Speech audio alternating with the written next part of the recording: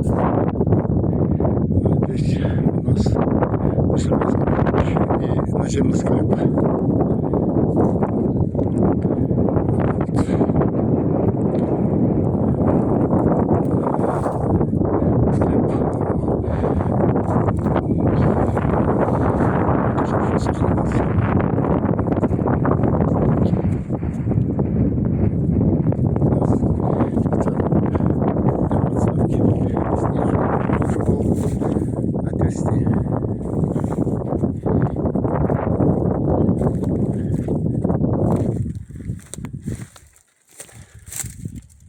Вот у нас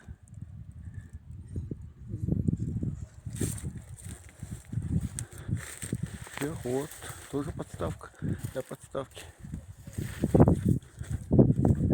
И у нас тоже вот для подставки.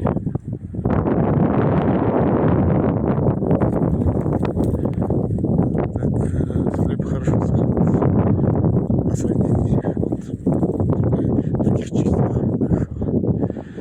Горной части вроде хорошо сохранился. Вон у нас внизу